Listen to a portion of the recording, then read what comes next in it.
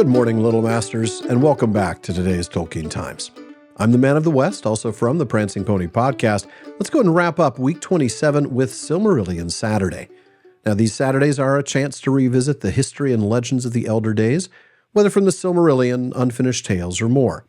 And today it's time to meet the main characters of Chapter 11 in the Quenta Silmarillion of the Sun and Moon, and the Hiding of Valinor, but that's next time. Now, last week we read about Varda giving the Sun and Moon the power to travel the lower regions of the sky and how she set them on their courses from the west unto the east, which is an interesting difference from the primary world. Let's go ahead and pick up the text there. These things the Valar did, recalling in their twilight the darkness of the lands of Arda, and they resolved now to illumine Middle-earth, and with light to hinder the deeds of Melkor.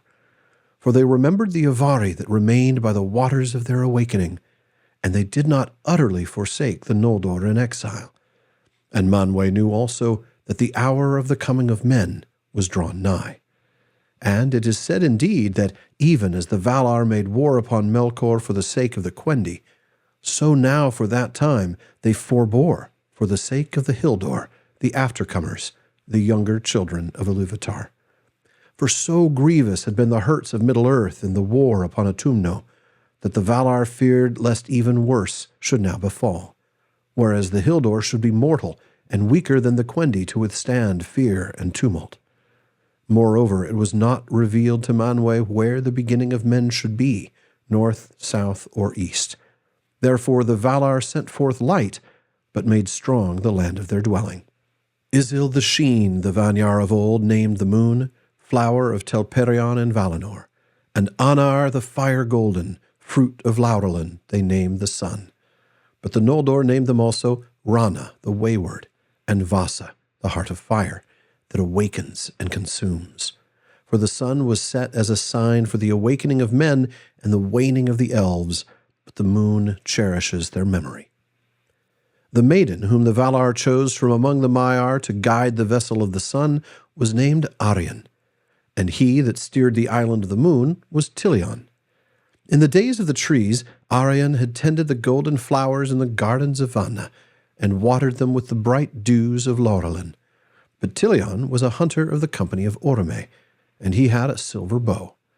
He was a lover of silver, and when he would rest, he forsook the woods of Orome, and going into Lorien, he lay in dream by the pools of Este, in Telperion's flickering beams, and he begged to be given the task of tending forever the last flower of silver.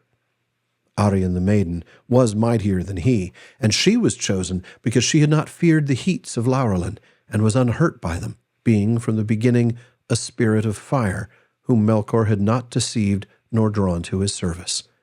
Too bright were the eyes of Arien for even the Eldar to look on, and leaving Valinor, she forsook the form and raiment which, like the Valar, she had worn there, and she was as a naked flame, terrible in the fullness of her splendor. Isil was first wrought and made ready, and first rose into the realm of the stars, and was the elder of the new lights, as was Telperion of the trees. Then for a while the world had moonlight, and many things stirred and woke that had waited long in the sleep of Yavanna. The servants of Morgoth were filled with amazement, but the elves of the outer lands looked up in delight, and even as the moon rose above the darkness in the west, Fingolfin let blow his silver trumpets and began his march into Middle-earth, and the shadows of his host went long and black before them. I love how right away the passage tells us why the sun and moon exist, why the Valar made them and set them in their courses, and we get 4 reasons. First, to make Melkor's day a little worse. Second, to help the Avari, those elves who never even began the journey to Valinor. Third, despite their exile, the Valar wouldn't utterly forsake the Noldor. And fourth, because the hour of the coming of men was getting closer. Now, this bit about Arien is fascinating. She was a spirit of fire that Melkor was not able to take down with him. One wonders how many like her there were. Was this Balrogs as they should have been had they remained true? Was there something in the nature of spirits of fire that made them more likely to fall? That makes me think of the meaning of Feanor's name, Spirit of Fire.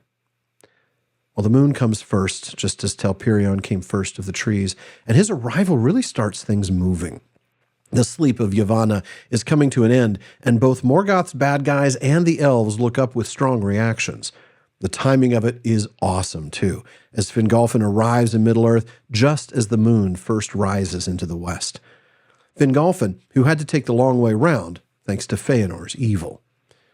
For now, folks, that does it for this week's Silmarillion Saturday. Thank you for joining me. Please visit patreon.com/Tolkien Times to learn how you can support the show, get a monthly hangout, bonus episode, and a whole lot more. And if you're watching this on YouTube, you know the deal. Like, subscribe, turn on notifications. If you're listening to it on a podcast, follow or subscribe on those apps, and follow @Tolkien Times on social media. And finally, as Faramir says, go with the goodwill of all good men.